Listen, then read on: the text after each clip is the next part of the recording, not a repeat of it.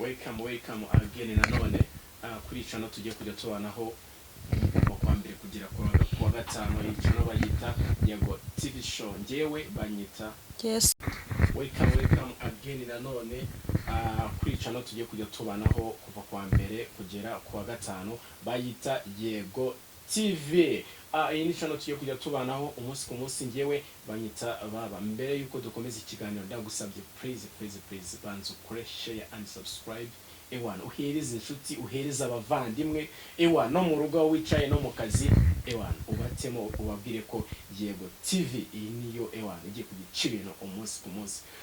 Ndagira ngo uyu munsi bafite ibintu byiza cyane bafitiye umutumirwa uyu munsi mubereke cyangwa mbemberetse uyu munsi bafitiye umutumirwa n'umwe mu bakobwa dufite babahanga baba influencer muramuzi ndabizi ko mumuzi cyane n'umuhanga mu byumve kuri TikTok.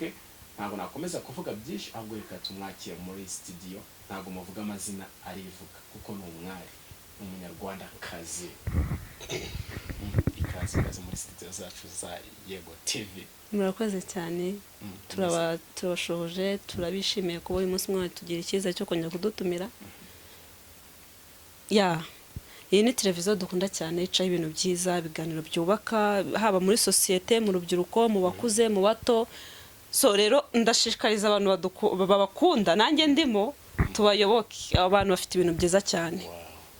So amazina yanjye rero barayamenyereye simuyamenyerera ata kuri TikTok ngira ngo benshi barankurikirana nzi ko hari abantu benshi bankurikirana ariyo mpamvu na hano kunkurikirana ibintu byoroshye ni Mutoni Joyce. Ariko kuri TikTok baza kandi kantu kiyongeraho nkavuga ubu ngubu banzi n'ahandi hantu njya nkunda kubaganiriza henshi si hano gusa niyo mpamvu nkunda kuntu bagenda nkurikiranaho nambutse bakabahageze no kwa Mutoni Joyce TV show mbandiyo bwa mbere nakubonye kuri TikTok mbona uri muragira inama abantu kuri live ndavuga ngo byiza dumuko ufite talent cyane rwose buriya ni ibintu nakuze numva nkwiye gukora kubera ko hari abantu benshi dukeneye hari abantu benshi bakeneye kuganirizwa. Ntabwo abantu benshi bakeneye wenda kuvuga ngo uyu munsi nabyutse nariye nasohotse yego ni byiza ariko hari n'abantu bakeneye ibintu bibahumuriza bitewe n'ibihe uwo munsi banyuzemo. Niyo mpamvu nkora kira gikorwa n'uyu munsi nyikorana hano nje no kugikora. Uzi umunsi wa mbere nkikubona nesko ntekereza ko uri umumama ndavuga ati gute umuntu nk'uyu mukobwa yazana idea kugira abantu inama agashishikariza urubyiruko uburyo bakihangira imirimo n'ibindi bintu bye bitandukanye nkubona muri live nesko ntekereza ko uri umuntu w'umumama.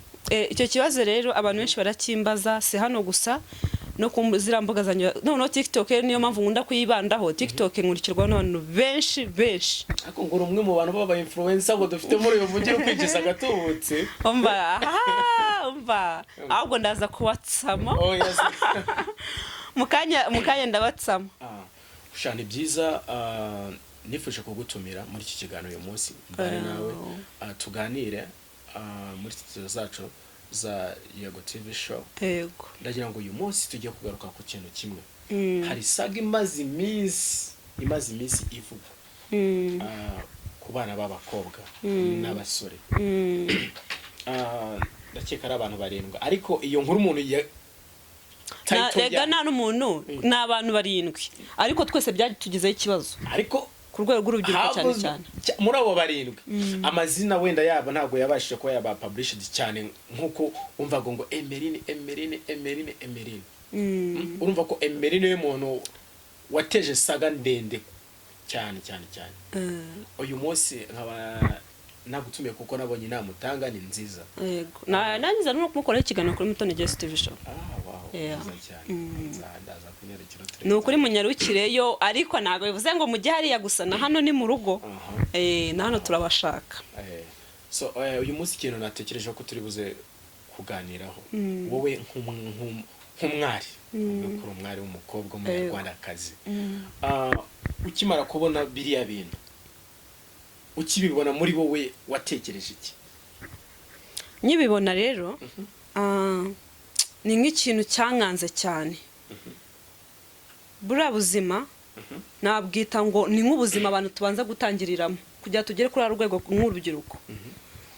iyi saha njyewe cyane cyane mbanje guhera wenda kuri Emeline n'umwana w'umukobwa njye nyima wenda simbizi narasanzwe azwi njye ariko namubonye uwo munsi nabashije kubanza kumenya kuribuka ko bigize kuvuga ngo nako nabaje kumubona ku ifoto bashoye ya video na The Ben niho natangiye kumenya Emeline bakimita ishanga urumva iby'ishanga byaje nyuma amaze gukurwa ishanga ahubwo njye namubonye video igicaho nyine ahagaranye na The Ben n'ifotoza na The Ben nibwo nabashije kumubona mbona umukobwa mwiza cyane ndavuga wow noneho nanjye no kumugeranya nura mugore wa The Ben Pamela mbona warashubwiza Pamela no Pamela ni naturere we na Emeline ni mwiza ariko Pamela ni inyana areba neza seka neza Pamela burande mu bantu bamufana cyane ndi mu bantu rwose baritera isari kuko uramwana ni mwiza ni naco so rero na Emeline yego nawe si mubi ni umukobwa mwiza cyane nawe ariko nabonye akayakaya umugore wa The Ben nibwo rero niho twananiho abantu benshi n'abagenzi bangiye batangiye kumenya Emeline noneho nibwo byagezeho ku kibazo cy'ishanga hari ubwo rero ishanga ibishanga nge rero ibyo by'ishanga sinanabigenzeho cyane kubera ko iby'ishanga ni ibintu mbona muri societe mu rubyiruko ariko mu buzima busanzwe ngiye ishanga nago njya ngemera bitewe nuko ngiye cyane njyaga mbona ibintu by'amashanga nakuze mbona hari abantu baryambara ari nk'imiti niko nge nabibizi ariko wenda abandi bafite nyine uko babitekereza ariko ishanga ngiye kuntu nakuze mbibona abantu bakuru nakoze mbona baryambika nk'abana mu gihe barwaye nko mu nda mu gihe bafite ikibazo nyine cyo mu mubiri yavukanye nk'ikibazo cyo mu mubiri kari akaboro bakakamwambika kishanga bagashyiraho umuti nge nari mbizi ko ari nk'akantu bakoresha ku bana ababyeyi kugira ngo kuko urabizi ko banje no kuvuga ati biriya bintu ntago bibaho biriya bintu umukobwa uba ubyambaye haba harimo imiti rero buriya ikintu nabonye cyo muri ubu buzima turimo urubyiruko tugurukana n'ibintu tudasobanukiwe kuko turabona ibintu abanyamahanga bakora natwe tugahita dufatiraho ubundi biriya bintu by'amashanga urebye unagenzuye buri amashanga cyane cyane ahantu azwi cyane ni mu gihugu cya Tanzania kubera ko habaye ibintu by'imiti cyane habaye abavuzi benshi niyo mpamvu biriya by'amashanga niho byakundaga kwambara birongera bigaruka muri Uganda n'ahandi mu bindi bihugu ariko cyane cyane njya ahantu nzi ko nabimenyeye ni mu gihugu cya Tanzania so rero urabona abana b'abakobwa tubona ibintu bizutse cyera imbere nyiri umwana hari agaterime nigeze kumva bahereye ku mapantaro abakobwa bakundaga gukunda ngo ni boyfriend abakobwa bayaharaye abantu bavuga ati ibintu muharara muzi byari byo cyamupfa kwamba none umuntu umwe nakita nk'agastori numva aravuze ngo rero ngo abakobwa buri hari ibintu mukora ngo mutazi nguzi ko buriya ubwo twari tutaraza Kigali tutazi ngo Kigali habereye iki njye nzi ko Kigali haba udukobwa tutugenewe nyine habaga numvaga haba n'abantu bazima ariko narebaga ibintu byadutse mwumva ko nta muntu muzima ubyadura mwumva ko ari nka satani ikorera muri babakozi be bakaza nko ku isi agahangisha nk'ikintu kigahanga kugira ngo twese tugiharare nitumara kugiharara yamara gukora akazi kagasubira mu butumwa yatumwe na satani n'agasubirayo niko 90 ngiye no kuze mbyumva nuko no kubyumva ariko nanjye nabonaga ari ibyo kuko hari igihe ureba uburyo ikintu giharawe hari igihe ugera ikintu gikunzwe ariko wakegera wa muntu ugifite ukaba wamubaza se iki kintu uzi icyo gisobanuye akubwira ati ntago mbizi 90% rero bajije abakobwa ukabaza ati ishanga usibye wenda ubungu bakomeje kujya babikontaho cyane bakamenya buryo babyisobanuramo ariko ufashe umukobwa muri cya gishanga ari gisohoka ukamaza ngo iki kintu wambaye gisobanuye iki ntabwo amenye byari byo tujye twemera turi gupfa kwambara ibintu tutazi ngo bisobanuye iki so rero iby'amashanga nje nabiri kuko nundi najyaga mbibona mwumva barabisobanuye ntamvugaga nyine wenda ariko afite uko abyumva nanjye mfite uko mbyumva ariko nje sinigeze nemera ishanga no mu buzima bwanjye nanjye ndi umukobwa ntago nigeze nambara ishanga sinanarikunda ndaryubaha kuko nakuze mbona icyo risobanuye yego none nyuma yo kubona ishanga tumumenye Emeline twamumenye ko yifatanyije na The Ben akamukurura ishanga binamuhereza hit yego nyuma yaho tubonye ama video yiwe asoka abanyarwanda benshi uretse n'ama video yiwe ishanga bira biboro bimukimara guhitinga ishanga rikabishanga nje naramugaye pe ni mugenzi wanjye ariko naramugaye hari igihe Imana iducira inzira yo kugira ngo tubaho turiho nitubimenye iriya ni inzira ya mbere Imana yamuciriyeho kugira ngo amenyekane ntiyabimenya ahubwo abikoresha mu guprofita mu gukora ibibi. Ngenda byibuka hari video ya mbere nabashije kubona bamufotoye hara mu Gisimenti yasinze. Iyo video nayuzi nge narayiboneye kandi nzi ko iyo video ihari ari naho bahimbiye ndimbo ngo ntikibakwire. Oh yes, kibakwire umva munyarwanda cyangwa undi muntu wese nkurikiye ubizi ajya muri comment ambire ko mbeshye ngenzi kariho bayikuye bakimara kumufotora zira video ari hariya mu Gisimenti. Abakunzi bacu ba Yego TV show muduwe muri comment mu bitwereke ese mutona arabeshya cyangwa mutubwize kuri mba mutona gutubeshya ndimbo bitakibakwire nimba ari ishanga bayikuyeho muri comments mu bitwereke hasi. So rero aho ngaho niho ngenda mugayira. Ni umukobwa mwiza pe. Ni umukobwa Imana yahaye umugisha ariko niyabimenye. Ni umukobwa Imana yahaye impano yo kugira ngo azamuke. Rega kuzamuka ntabwo nzaza ngo nicare muri studio. Hari Imana wenda yampangiye kuvuga ngo nshaka kugenda ngakora imanuka hariya. Nkaba wenda nacika amaguru navunika ariko kubera wenda igikorwa kibaye kigatuma gihuruza abantu bakamenya Mutoni yakoze imanuka yikorera habi nkahita nzamukiraho. Ariko nshaka kuzamukiraho noneho nkahazamukira mu buryo ngenda afite mu bwenge bwo kwanariza kuki inzamutse. Ese kuki hari abakoze imanuka nibamenyekane nkanjye. Ibyo ni ubwenge Imana iduheza kujya dusobanukirwe ibitubayeho. Buri bintu byose ngunda kuvuga ngo ubuzima bwose tubaye mu buri kintu cyose kiba kubw'impamvu. Nta kintu kiba kidafite impamvu.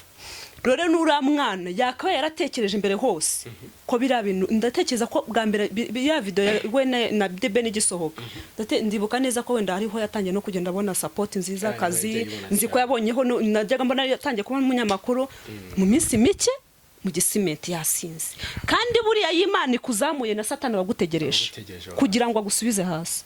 Ntabwo rero tujya tumenye ibyo bintu iyo mitego yose kihari. Uriya mwana rero umutego wa mbere yikubumenya hara mu Gisimenti kuba baramufotoye yasinze kuba yasinze ashobora kuba mwatara nasindaga ariko kubera cya kintu atarasobanukirwa Satani yamugushije mu mutego kare.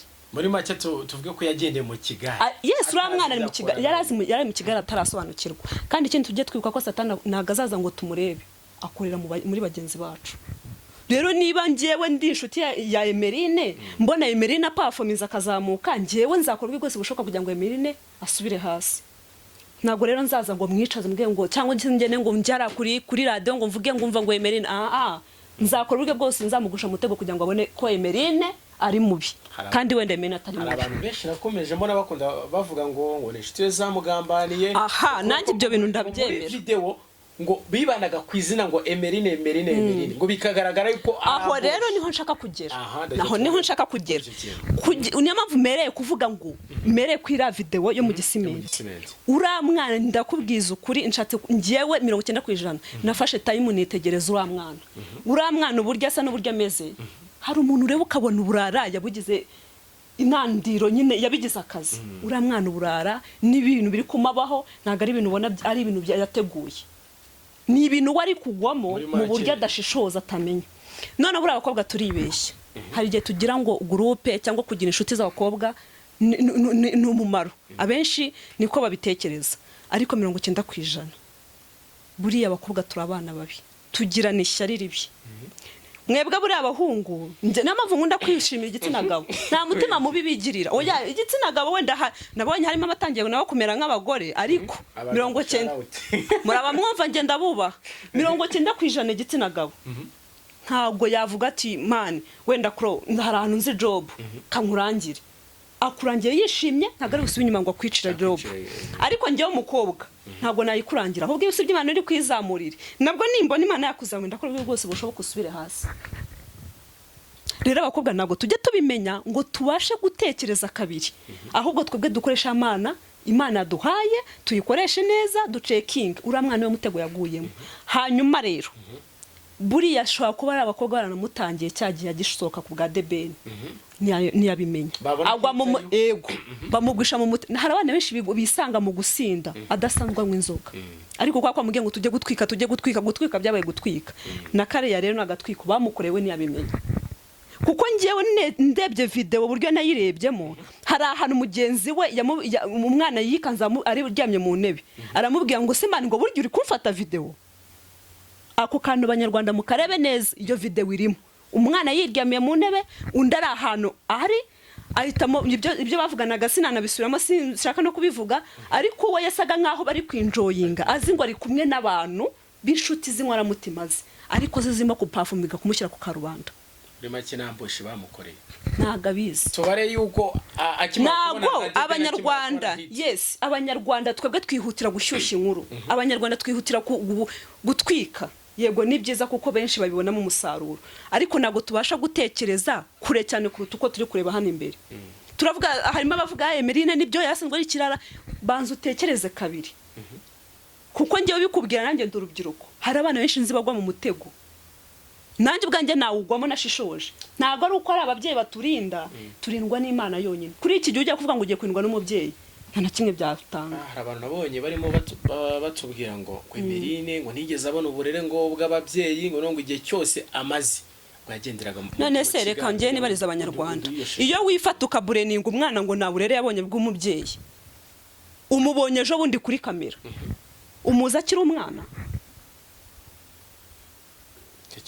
njye ndashaka kubabaza umuza akiri umwana umubonye akuze buriya umubyeyi buriya ababyeyi icyo baba barakoze baba baragikoze ahubwo natwe icyo tuba dusabwa nk'abana nitumenye twarezwe dute turasabwa iki turashaka kukubahisha gute ababyeyi bacu ntabwo umubyeyi azagukurikirana ngo ageze 100% ushaje kandi muri iyi viziyo nawe urabizi nta mwana ugikura ari iwawe ubu se umubyeyi azagukurikirana ari repfo mu Ruhengeri ndi hano i Kigali ndagira ngo gatoya uduhe ishusho ya Emeline kuri wowe ku giti cyawe n'abandi wenda bashaka kubyumva ukundi ariko ubahe ishusho igaragara Emeline uko umubona biriya bintu yabikoze kuko abimazemo igihe nta gatego ka bagenzi biwe murakoze cyane ngiye ikintu nabivugaho abanyarwanda banyumve neza n'abandi bose bankurikira ndabivuga uko ubwenge bwanjye bukora nuko butekereza 100%. Ariko sinirengagije ko binashoboka ko nawe yagira uburangare akabigiramo uruhare.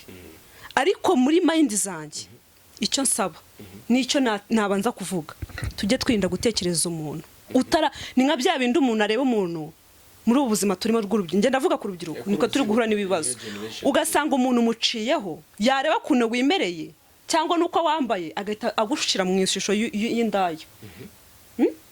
Wenda wambaye umwenda wukunze pe niwe na wambaye kugira ngo ujye kwicuruza, ariko agahita agushyira mu ishusho y'indayo. Aho gato yasori gato. None se nko muri umujyi wacu wa Kigali umunsi ku munsi aba baby tubona bambaye utujipo dutoye, kandi abandi bantu bakuru batureberera nk'ababyeyi bacu, iyo bakubonye muri iyo shusho ndetse n'urundi rubyiruko rundi rushaka gukora mu yuko uri indayi, ibyo bintu ubyumva ute? Nge ntago mbyumva neza. Muri make uko wambaye uko na oya simakanye ko hatarimo n'abakuru babyambarira kubwo mwuga, ariko mbere na mbere banza umenye ko uwo mwana nshobora rega tujye tumenya ko n'ibiciro by'imyenda bitangana. Nshobora kuba iyo kanzu nambaye igura 3, ariko niba nshaka ya kanzu ndende yuba ndi bushaka umuntu akabona nambaye neza ndiyubashye igira nko mu 10,000, kandi ibyo mu 10,000 nabyo mfite. Ntabwo ndi bujye kukarubana ngo nambare busa, ndambara wa mwenda wenda nyinge hahandi hari ngombwa.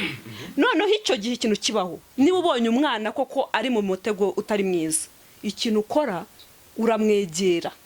Ntabwo ujya hariya ngo uhite ngo ujya hariya ngo ufate inkuru ufate abantu bateranye uti uriya mutoni uriya yararangiye. Nyegera umenye impamvu nambaye iyo meni. Siko bimeze? Numara kunyegera nubona nkunaniye nibwo uzamenya koko nananiranye. Ariko winshira urubanza ngo nananiranye utamenye ikibazo mfite, utanyegereye ngo nganirize, kuko ushaka no kunganiriza ariko ubwo buraya nkabuvamo niba ndi n'indaye. Ushaka no kunyereka inzira nziza, cyangwa se n'uwa mwenda ukawungurira hakurambure ninga ngo uyu mwenda wambaye si mwiza wamaye wo gusimbuza.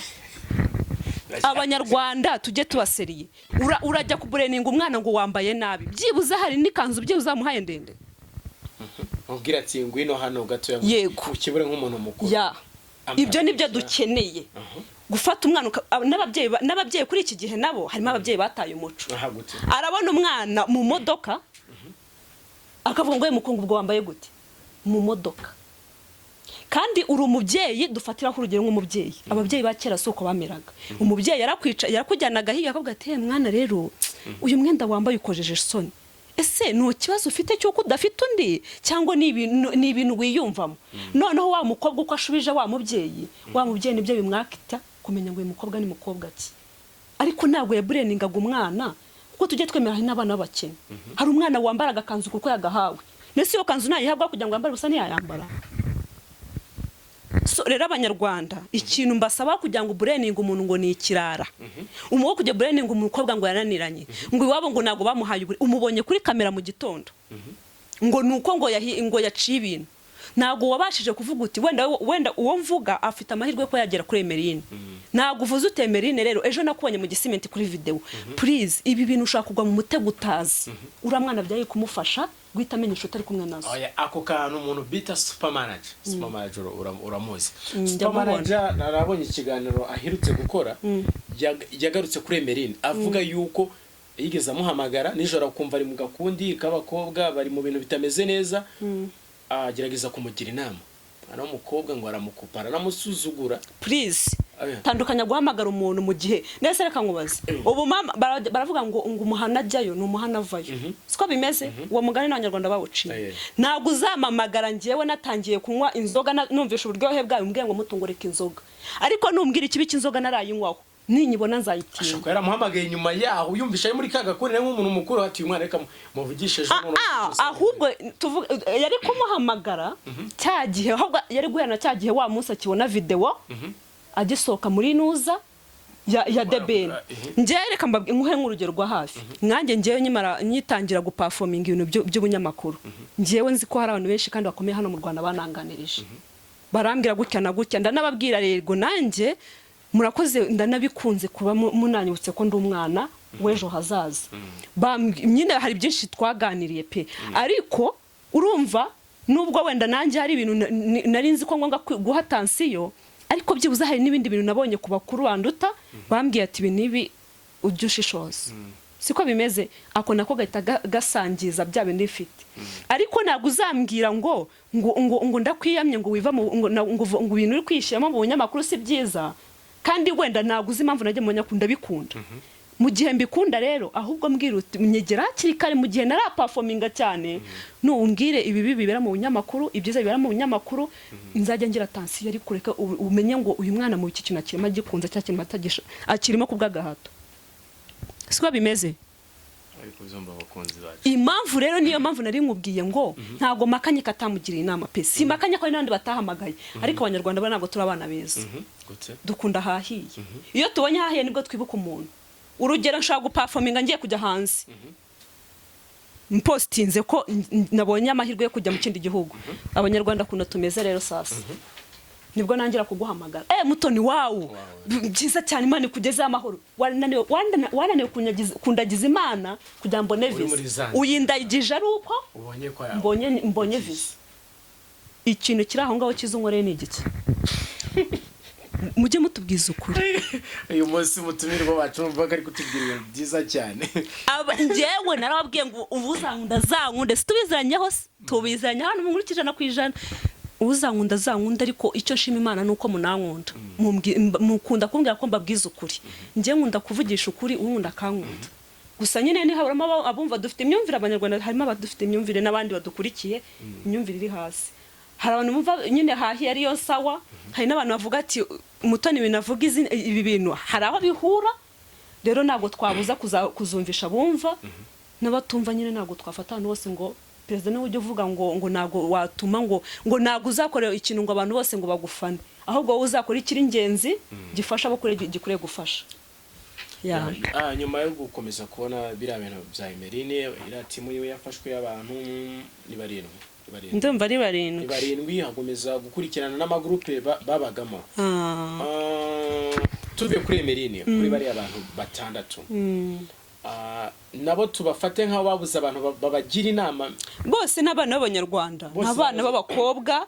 Urumva Emeline nuko yaba ari we wari icyamamare, urumva n'ubundi Emeline suko ari we wari wakoze ibibi muri bose, ahubwo nuko ari we waruzwe. Urumva rero n'ubundi cya kintu nakubwiye ngo satani kuna ari umugome, niwe performance Emeline abicyamamare mu bibi, kandi se wabikoze wenyine kandi n'iyi saha nuko ari bari abana bafashwe hari n'abandi nuko batagaragara nabo bagikoresha amavide nese niba umuntu ashaka kukwandikira kuri WhatsApp uri umukobwa mugenzi wawe uri kumva ngo nuko ari umudesperate ngenda gutamo ati foto runyere kuko utenyere unyereke gutya dukore bino ari umukobwa mugenzi wawe man reka mbabwire umuntu baravuga ngo ugezweho n'ugaragara mu mafuti ariko bura twese turi mu mafuti nuko tutabimenya none nk'igihugu cyacu kitureberera umunsi ku munsi leta irasabwa iki muri iki kintu kijyanye n'urubyiruko urabona ko urubyiruko nibwo rugaragara muri aya makesi ejo hazaza hacu hameze gutiye ku gihugu leta rero ikintu nabanze kuvuga kuri leta dufite ubuyobozi bwiza pe bw'ababyeyi beza nicyo mbakundira buriya ahubwo buriya nuko batanabizi buriya abayobozi 90% baturutana abantu bo hanze tubona hano hanze kuko buriya umuyobozi nagashaka nago tuvuge urugero nka RIB ntabwo RIB yajya kugufunga itakwicaje nibijya bibaho barakwicaza bavuga ati ibi bintu ukora sibyo twarabibonye nko kuri Jackie yacajwe yego barakwicaza bakakubwa ibintu sibyo rimwe kabiri gatatu iyo rimwe kabiri gatatu ni honing babashatse kukwereka ko barimo kugira inama noneho ni handi nakwere nkubwira ngo umubyeyi nyawe arakuganiza n'akamenya ngo si ibintu muto nakora ni umwuga we cyane ibintu bimugwiririje na leta rene ikikora irabanza ikareba se muto ni bibi narimo azi binarimo cyangwa ari kugwa mu mutego icyo gihe ukomeza guperforminga n'abambye ati muto ntuzonye gutukana kuri kamera mwongera nkagaruka inumva wenda biyamye we ubwo ni hahandi n'ubundi babona ko bindimo kandi koko baravuga ngo ikiri ku mutima gisesekara ku munwa rero niyo mpamvu ngiye nshimira ubuyobozi dufite ubuyobozi bwiza buruta n'abantu batubeshya ngo ni inshuti zacu n'abavandimwe bacu ni imiryango yacu ni society bo batugira inama hakiri kare leta rero buriya hari naho igera ikaba nayo yagorwa ahubwo tuvuge tuti abanyarwanda dufashe iki kuri leta ntako ibitanagize ahubwo twebwe abanyarwanda tugira ikintu dufasha leta muri babana b'abanyarwanda tubagira inama natwe tubegeraho kugira ngo tubahereza karubanda kugira ngo natwe tubone hiti n'aba banyamakuru twese abanyamakuru nimwe mwakakwe mugira abana inama bamugiye gukoresha ibiganiro aba bana mugiye kuvuga ngo ngiye gutwikiraho ngo nuko nabonye yasebeya nawe nibura munyamakuru uzi bibi bibera muri bibera imbere ya kamera uzi bibi bibera mu kintu cyasohotse wagakwiye kumwegera mu gihe ugize amahirwe yo kumubona ukamuganiriza icyo gihe nawe Imana igumugisha kabona ko mwuga wawe ukora harimo umutima kimuntu ariko hari abantu dushaka views twakunze views cyane nzategeza ko mutoni bamufatira hari yasambanye ngajya gutwika ariko izi views ntabwo tuzazipfana by the way tujye tunabyibuka turashaka amafaranga menshi pe ariko amafaranga urabona ko na kira gihugu cyahiye kandi byose bigahinduka umuyonga so rero ikintu twafasha leta ngiye leta nana kimwe nyigayaho leta nifura mva nzahora nyiterana n'isari iba yakoze kuko nge sindabona umuntu batambikanye sindabona umuntu bahohoteye atari mu makosa nta nubwo bajyana muhohotera ahubwo bamuganirije okay nabonye ba Emeline usiko bamaze iminsi bafunze nabonye ariko we ngo azajyanwa yarajyanwe Huye mu kigo ngororamuco cy'ihuye nk'umuntu w'umuhanga umwinfluencer urabona ejo hazaza no ha Emeline katore ejo hazaza nagira hariya akazagaruka muri societe nyarwanda azasabwa gukora iki kugira ngo abantu bazamutandukanye na Emeline twari tuzi muri 2025 sibyo ntituzige wenda zamarayo tubare wenda ko azamara imyaka oya kubwo umugambi w'Imana azaza vuba na mpamvu yego nicyo usaba wenda urubyiruko ikintu usaba urubyiruko rero ikindi nsaba n'ababyeyi cyane cyane reka mbanze njye ku babyeyi bacu tubanze duhere ku rubyiruko urubyiruko rero impamvu nashatse guhera ku babyeyi nuko aribo bantu bigoye kugira ngo babanze bumve ikintu cyabaye ariko nacyo kamere kubyuko nkuko binsabye urubyiruko rero ngiye ikintu navuga twumve ko byabaye ariko nawe wibuke neza mbere yo kumva ko bigicitse cyangwa bikiri ibibazo wibuke neza ko nawe haraho rega nubwo nakubwiye ngo natwe nubwo tutarafatwa hari ibyo dukora ku matelefoni bitazwi ariko mbere yo kubraininga Emeline banza wibuke ko nawe ko hari ibintu ukora abantu batabizi wisuzume numara kwisuzuma uzumva ko byabaye kuri Emeline ari ibintu bisanzwe numara kumva ko ari ibisanzwe ahubwo uzamusengera Imana ahinduke ikindi amenye azaze amenye gucekinga nuza yicayemo ikindi azahinduke, ikindi abanyarwanda urubyiruko rugenzi rwe rumwakire, nirumara kumwakira yisange muri gusa azamakinge sure nazongere gukunda ibintu byo kumva ngo ni agatwiko muri bagenzi be, ajya amenya ko abantu tutari beza, ntabwo twifuzanye ibyiza. Rero ibyo bizamufasha kugira ubwoba, ikindi azajye yubaha sosiyete nyarwanda, kuko n'ababyeyi be, leta n'ababyeyi be, harimo barumuna be, harimo basaza be n'umuryango we, ndetse amenye ngo se mama arahaganaye, kuko ibyo nibyo twasabira. Ababyeyi baracyafite igikomere, ntabwo byabura. Oya, niyo umubyeyi umwana we yakumva gusa ngo arafunzwe ataramenya ngo yazize iki, aba ahangayitse cyane, afite hamuka. Noneho ibaze birabigora man. So nje ikintu nakisabira urubyiruko, urani mugenzi wacu, mu musengere wumve ko ibyamubayeho nawe byakubaho. Ikindi cya gatatu navuga, mumwifurize kuzagaruka muri sosiyete akakirwa, kuko biragoye nawe ari we wisanzemo hariya, wisanze muri sosiyete uri icyamara ahantu hose ku bw'ivide, ntabwo wajya unasohoka mu nzu ngo cyangwa urukiye bimanuke, sibyo? Ariko ni ukuri tujye twumva ko ibyabaye kuri mugenzi wawe nawe byakubaho, ugira umutima wa kimuntu, kandi ikindi ugira umutima w'urukundo, bizatume nawe nubona Emeline uzumve ko ari ibintu bisanzwe byabaye, umve ko byanarangiye. Urubyiruko ni mwe ndimo kubwira, bimwe byo kumva ngo muri kutwika ngo nuko ngo muri urubyiruko man uratwika ejo nawe bizakugeraho, kuko baravuga ngo ibyo ngo migira gute kwita mu cyabayirenza urugo. Reka mbifate nka gutyo, tuyirenza urugo igende, nibizongere kuba kundi munyarwanda wese. Ariko aho uri wihora wumva Emeline no, ahubwo nawe mwifuriza ibyiza, kandi umusengero azafungurwe. No gufungurwa ni gufungwa nagahara haba ari ahantu hari heza, ariko ni n'ahantu heza nanone kuko hagushyira ku murongo. So rero nge nicyo nakisabira urubyiruko rw'uyu munsi ruri muri uru Rwanda, ruri no hanze, tureke gutwika ngo turi gusebya undi mwana, ahubwo nawe umva ibihe nawe arimo, kuko byarabaye. Nawe hari ibyo kwa kuri telefone kuko utazwi ukabona ni bibi, ariko iyi saha umva noneho nawe wafashwe. So rero ikindi nasorezaho, nasabira ababyeyi namwe, niba hari n'abaturanye na Emeline n'abaturanye na papa Emeline, mubabe hafi, mubahumurize. Biriya ni ibintu umwana w'umukobwa n'ukuntu nawe wawe azagwa mu mutego wahandi hantu, kuko ahantu ari naguhazi, kuko isaba twese abana aho turi nta babyeyi bacu nago bahazi. Usibye kwicara tukamenya ngo duturuka aha, dukwiye kubahisha ababyeyi bacu, dukwiye kubahisha sosiyete, imiryango yacu, basaza bacu, ariko buri mubyeyi wese bari ku mavi y'umwana we. Rero nimukajye mu braininga ngo yabuze uburere, kuko niba yarabashije kumubyara akamwonsa akamurera agakura, byonyine n'imbaraga ze yakoresheje n'Imana yumufashijemo. Rero wimuca intege, kuko ntabwo uri abamutoraguye, sibyo? Ntabwo yatoraguye, yararezwe. Rero hari igihe nyine duteshuka, umwana akagwa mu mutego utaruzi. Rero ndabasaba ababyeyi mwakire kuri mwana yahuye n'ibibazo byarabaye, kuko n'ubundi ntabwo twabihanagura, ahubwo mu musengera hinduka, kuko amasengesho abugeni yatuma tugomba kugera aho tugomba kugera. Nkuko nawe usengera wawe, kuko ngenda bikora umubyeyi mwe wigize guseka, twari duturanye, yigize guseka umubyeyi mugenzi we ngo umukobwa we ngo bamuteye inda, aravuga ngo umva ngo buriya n'uburara. Ariko ikintu cyanshekeje, buriya njya nkunda kuvuga ngo ibintu dukora n'ibintu tuvuga, Imana abantu bajya braininga ngo Imana nibone, mu izina ry'Imana ushaka kuba ukomeye, nushaka kuba woroheje, Imana irakubona. So rero ibintu twatura biba kuri bagenzi bacu. Rero n'uwo mubyeyi ibintu yatuye ntibyatinze, byabaye no ku mwana we. So rero ndabashimiye cyane kuri buri kimwe cyose mwakoze kuri Emeline, abamusengeye, yewe n'abamukuyeho views, yego ni byiza, ariko namwe muhinduke. Murakoze cyane, kandi mwakoze kuntumira. Ndizera ko bari urubyiruko rugenzi rwacu, Imana irugendere kandi rugirire neza. Yego.